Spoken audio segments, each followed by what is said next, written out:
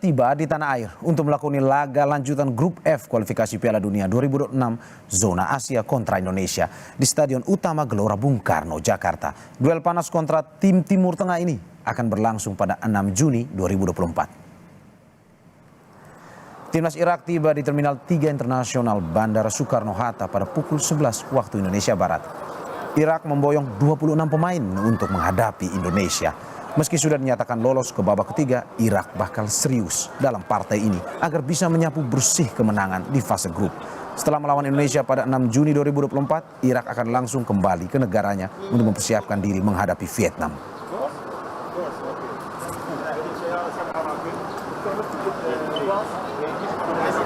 Laga uji coba melawan Tanzania sore tadi jadi pemanasan timnas sebelum melakoni laga kualifikasi Piala Dunia 2026 melawan Irak dan juga Filipina.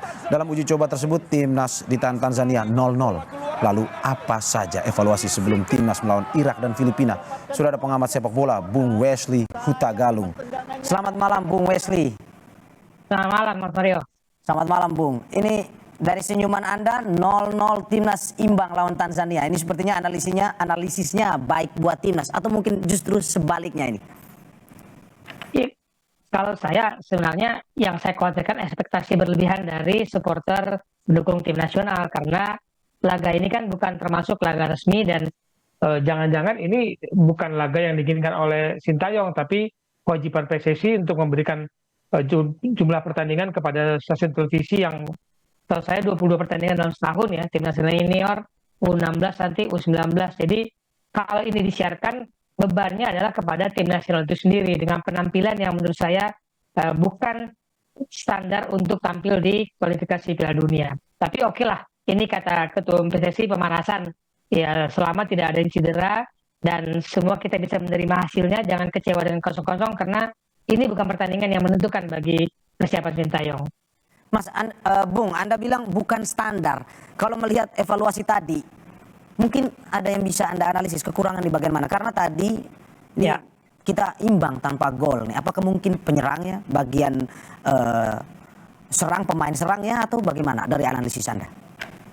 Ya, pertama dari formasi yang diturunkan. Ketika Nathan bukan turun sebagai starter, saya sudah menduga ini tim memang hanya untuk melakukan kayak pemanasan untuk semua pemain. Terbukti hanya Rizky Ridho yang tidak digantikan sepanjang pertandingan. Lalu PR saya memang adalah komunikasi dan penyelesaian di depan, dan kemudian ketika terjadi perubahan gaya bermain dari babak pertama babak kedua, tidak perlu lagi bola-bola silang itu sering dimainkan karena lawan kita Irak punya postur yang jauh lebih tinggi dari kita, dan ketika bola-bola silang, bola-bola jauh kita menghadapi Tanzania tidak efektif, itu tidak boleh terjadi ketika menghadapi Irak. Catatan saya sih itu. Bung, kalau melihat timnas Indonesia versus Tanzania dan akan nanti bertanding melawan Irak, kalau melihat apakah saat ini Indonesia sudah siap melawan Irak? Karena Irak ini sepertinya lumayan kuat permainannya. Ya. Kalau pertemuan pertama kita bisa mencetak gol dan satu-satunya tim yang bisa membobol gawang Irak meskipun kebobolan 5, kita kalah 1-5. Peringkat kita juga jauh beda ya, kita 134, Irak 58, dan standar bermain, gaya bermainnya juga kelihatan kemarin di Piala Asia. Saya melihat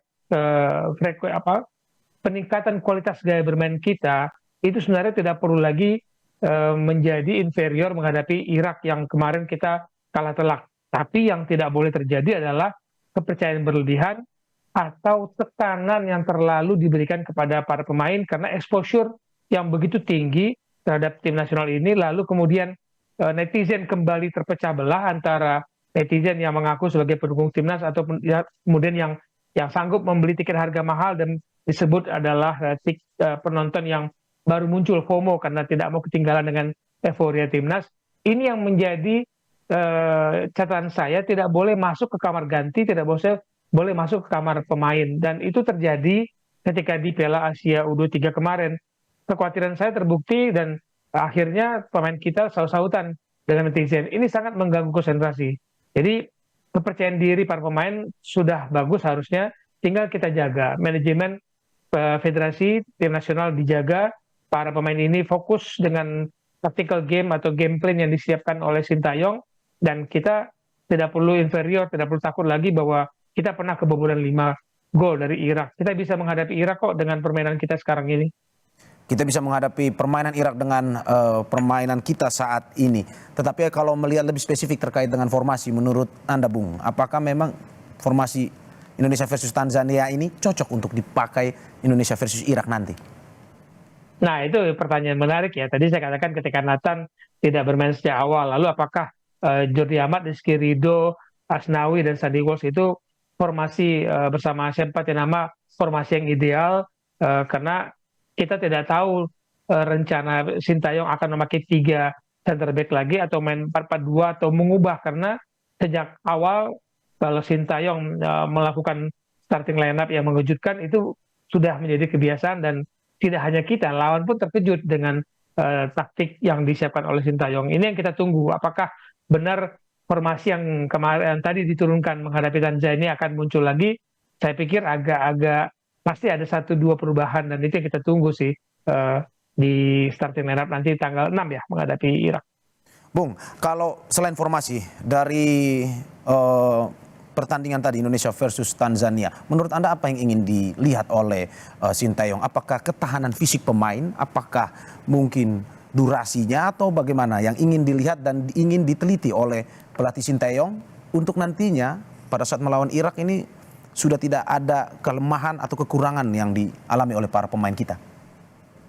Betul sekali Mas Mario, bahwa tim ini datang dengan situasi yang berbeda dari Indonesia. Kompetisi sudah selesai dari Eropa, perjalanan jauh, kemudian kayak Jordi Amat main di Malaysia, kompetisi baru bermulai. Jadi standar kebugaran para pemain yang dipanggil Sintayong ini berbeda-beda satu sama lain. Jadi mungkin itu yang mau dilihat oleh Sintayong, dan dia memberikan kesempatan banyak sekali pemain yang diturunkan.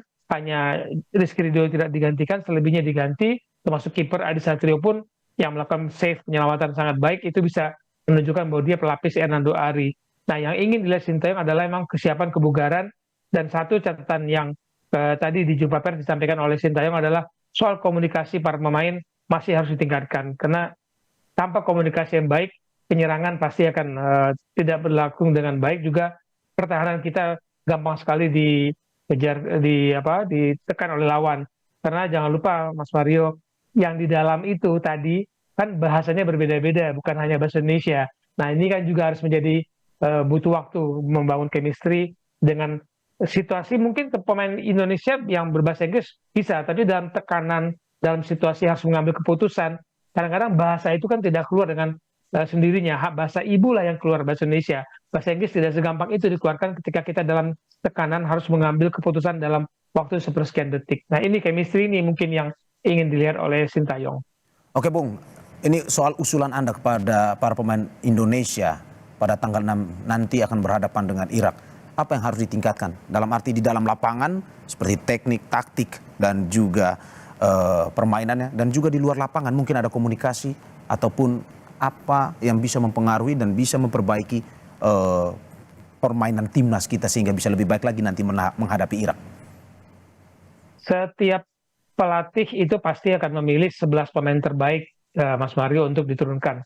Tapi pelatih yang baik adalah pelatih yang bisa mengeluarkan kemampuan terbaik dari 11 pemain yang dipilihnya tadi. Nah, ini harus dibungkus dengan komunikasi yang baik, dibungkus dengan kepercayaan kepada satu sama lain, bahwa pemain yang tampil di Eropa dengan pemain yang tampil di kompetisi luar negeri, jangan ada ketimpangan, jangan ada ketidakpercayaan, karena jalur komunikasi yang dibangun itu tidak semudah kita dalam satu bahasa, itu pertama.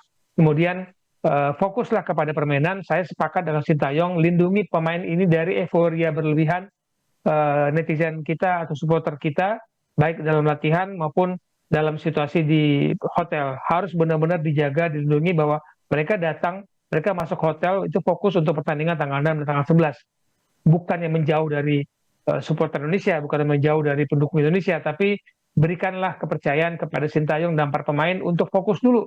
Dan para pemain juga fokus, tidak terlalu meladeni dunia digital, karena kadang-kadang diladeni itu keterusan dan kebawa dalam area yang harusnya steril, yaitu pertandingan. Oke, Bung Wesley Huta Galung, kita harapkan performa terbaik ditunjukkan nanti pada pertandingan versus Irak dan akhirnya harapan pun akan yang terbaik bagi kemenangan timnas kita. Amin. Terima kasih Bung Wesley Huta Galung sudah bergabung dengan Kompas TV. Selamat malam. Selamat malam. Saudara, jangan kemana